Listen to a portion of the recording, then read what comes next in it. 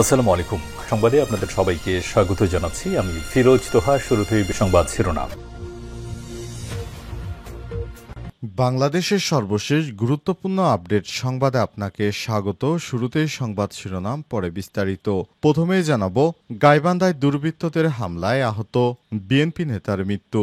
গাইবান্ধার সুন্দরগঞ্জে দুর্বৃত্তদের হামলায় গুরুতর আহত হয়ে ইলিয়াস মিয়া ৪০ নামে এক বিএনপি নেতার চিকিৎসাধীন অবস্থায় মারা গেছে। আজ রংপুর মেডিকেল কলেজ হাসপাতালে চিকিৎসাধীন অবস্থায় তিনি মারা যান। নিহত ইলিয়াস মিয়া সর্বনন্দা ইউনিয়ন বিএনপির যুগ্ম আহ্বায়ক এবং থানাবাড়ি এলাকার মৃত আব্দুল ব্যাপারীর ছেলে। সুন্দরগঞ্জ থানার ভারপ্রাপ্ত কর্মকর্তা আব্দুল হাকিম আজাদ জানান, এই ঘটনায় এখন পর্যন্ত কোনো মামলা দায়ের করা হয়নি, তবে ঘটনাস্থলে অতিরিক্ত পুলিশ ও সেনাবাহিনী মোতায়েন করা হয়েছে।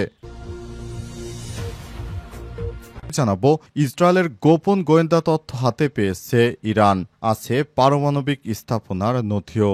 ইসরায়েলের গোয়েন্দা তথ্য হাতে পেয়ে গেছে ইরান, আর আছে পারমাণবিক স্থাপনা প্রতিরক্ষা পরিকল্পনা সম্পর্কিত নথিপত্র। আজ সংবাদ মাধ্যম আল আরাবিয়ার এক প্রতিবেদনে তথ্য প্রকাশ করা হয়েছে। প্রতিবেদনে আরও বলা আছে, ইরানের রাষ্ট্রীয় টেলিভিশন জানিয়েছে, কৌশলগত ও সংবেদনশীল ইসরায়েলি গোয়েন্দা তথ্যের একটি বিশাল ভাণ্ডার হাতে পেয়ে গেছে ইরান। এবার দখলদার ইসরায়েলকে জাহান্নামে পাঠাবে তারা।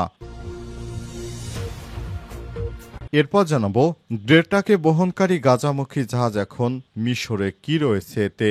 গ্রেটা থুনবার্গ সহ স্বনামধন্য ব্যক্তিদের বহনকারী গাজায় ত্রাণবাহী জাহাজটি মিশর উপকূলে পৌঁছেছে। এই সহায়তা মিশনের লক্ষ্য অবরুদ্ধ গাজা উপত্যকায় সহায়তা পৌঁছে দেয়া এবং ইসরায়েলের অবরোধ ভাঙা। এদিকে ট্রাম্পের সঙ্গে ব্রেকআপ, মাস্ককে আশ্রয় দিতে চায় রাশিয়া। অ্যাসোসিয়েট প্রেস বা এপি একটি প্রতিবেদনে জানিয়েছে, ট্রাম্পের সঙ্গে ইলন মাস্কের ব্রেকআপ। এই সংবাদের পর রাশিয়ার এমপি এবং পার্লামেন্টের নিম্নকক্ষ দুমার ইন্টারন্যাশনাল অ্যাফেয়ার্স বিষয়ক কমিটির চেয়ারম্যান দিমিত্রি নোভিকভ সম্প্রতি এক সাক্ষাৎকারে বলেছে, যুক্তরাষ্ট্রের প্রেসিডেন্ট ডোনাল্ড ট্রাম্পের সঙ্গে দ্বন্দ্বের কারণে শীর্ষধনী ব্যক্তি ইলন মাস্ক যদি কখনো যুক্তরাষ্ট্র ছেড়ে রাশিয়া এসে থাকতে চায়, তাহলে তাকে রাজনৈতিক আশ্রয় দিতে প্রস্তুত মস্কো। এবারে জানাবো, ভারতের বিরুদ্ধে প্রতিশোধ নেয় সৈন্যদের প্রশংসায় পাকিস্তান সেনাবাহিনী প্রধান। ভারতের বিরুদ্ধে প্রতিশোধ এবং দেশটিকে কঠোর বার্তা দেওয়ায় ফ্রন্টলাইনে সৈন্যদের প্রশংসা করেছে পাকিস্তান সেনাবাহিনী প্রধান ফিল্ড মার্শাল সৈয়দ আসিম মুনির। ফিল্ড মার্শাল মুনির সীমান্তে এলওসিতে অবস্থানকারী সৈন্যদের প্রশংসা করেছে ভারতের সঙ্গে যুদ্ধে নিরীহ প্রাণের প্রতিশোধ নেওয়ার জন্য। এতক্ষণ শুনছিলেন সংবাদ শিরোনাম, এবারে বিস্তারিত। তবে তার আগে বন্ধুরা, অনুরোধ থাকবে এই সংবাদটিতে একটি লাইক দিন।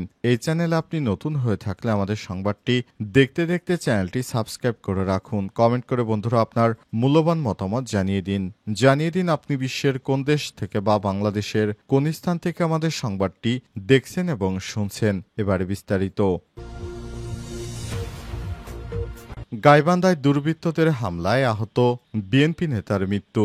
গাইবান্ধার সুন্দরগঞ্জে দুর্বৃত্তদের হামলায় গুরুতর আহত হয়ে ইলিয়াস মিয়া ৪০ নামে এক বিএনপি নেতার চিকিৎসাধীন অবস্থায় মারা গেছে। আজ রংপুর মেডিকেল কলেজ হাসপাতালে চিকিৎসাধীন অবস্থায় তিনি মারা যান। নিহত ইলিয়াস মিয়া সর্বনন্দা ইউনিয়ন বিএনপির যুগ্ম আহ্বায়ক এবং থানাবাড়ি এলাকার মৃত আব্দুল ব্যাপারীর ছেলে। সুন্দরগঞ্জ থানার ভারপ্রাপ্ত কর্মকর্তা আব্দুল হাকিম আজাদ জানান, এই ঘটনায় এখন পর্যন্ত কোনো মামলা দায়ের করা হয়নি, তবে ঘটনাস্থলে অতিরিক্ত পুলিশ ও সেনাবাহিনী মোতায়েন করা হয়েছে।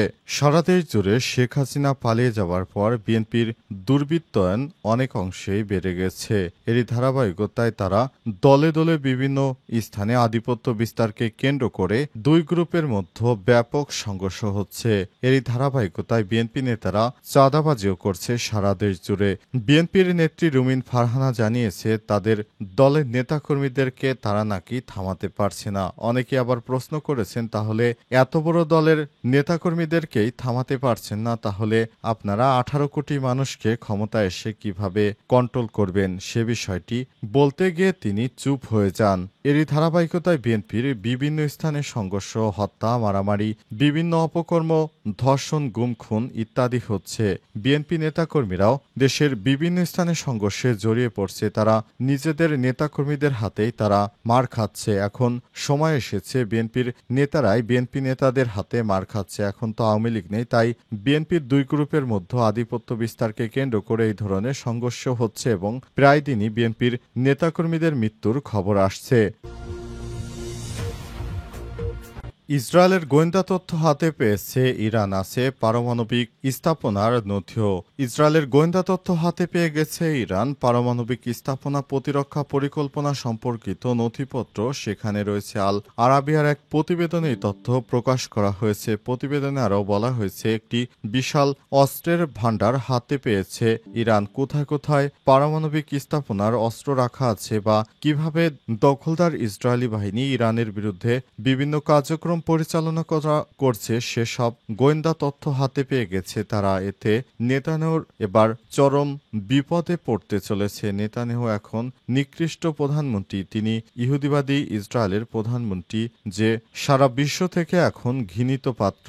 নেতানিয়াহুকে শায়েস্তা করতে এবার ইরানের সেনাবাহিনী কঠোর তোড়জোড় শুরু করেছে। নেতানিয়াহুকে শায়েস্তা করতেই ইরানের সেনারা এখন ঘোষণা দিয়ে মাঠে নেমেছে। তারা দখলদার ইসরায়েলি বাহিনীকে শায়েস্তা করবে। এ কারণে ইরান পারমাণবিক সক্ষমতা অর্জনের যে ঘোষণা দিয়েছে, পৃথিবীর কোনো শক্তি তাদের সেই পারমাণবিক স্থাপনা থেকে পেছনে ফেরোতে পারবে না। ইরান সরাসরি জানিয়েছে, যুক্তরাষ্ট্রের কোনো তোয়াক্কা করি না, আমরা আমাদের মতো করে আমাদের পারমাণবিক স্থাপনা কার্যক্রম পরিচালিত করব। দখলদার ইসরায়েলি বাহিনীকে কোনোভাবেই আর ছাড় দেওয়া হবে না। এতদিন দখলদার ইসরায়েলি বাহিনীকে আশকারা দিয়ে দিয়ে যুক্তরাষ্ট্র মাথায় তুলে নিয়েছে। সেখান থেকে তাদেরকে একটি আছাড় মেরে নেতানিয়াহুকে ধ্বংস করতে চায় ইরান। তারই ধারাবাহিকতায় সেভাবে সামনের দিকে এগিয়ে চলেছে মুসলিমদের অন্যতম পরাশক্তি রাষ্ট্র ইরান। ইরানের রাষ্ট্র টেলিভিশন সূত্র থেকে জানানো হয়েছে সব তথ্য। তারা জানিয়েছে, আমরা দখলদার ইসরায়েলকে শায়েস্তা করার জন্য বিভিন্ন পরিকল্পনা হাতে নিয়েছি। এবার ইসরায়েলি বাহিনীকে তারা শায়েস্তাই করবে, এমনটাই জানিয়েছে আজ। গেটাকে বহনকারী গাজামুখী জাহাজে এখন মিশরে কি রয়েছে এতে? গেটাথুন বাক্স স্বনামধন্য ব্যক্তিদের বহনকারী ত্রাণবাহী জাহাজটি মিশর উপকূলে পৌঁছেছে। এই সহায়তা মিশনে লক্ষ্য অবরুদ্ধ গাজা উপত্যকায় সহায়তা পৌঁছে দেয় এবং ইসরায়েলের অবরোধ ভাঙা। সেই বহরে থাকা সুইডিশ জলবায়ু আন্দোলন কর্মী গেটাথুন বাক্স 12 জন অধিকার কর্মী মিশরের উপকূলে পৌঁছেছে বলে জানিয়েছে আয়োজকেরা।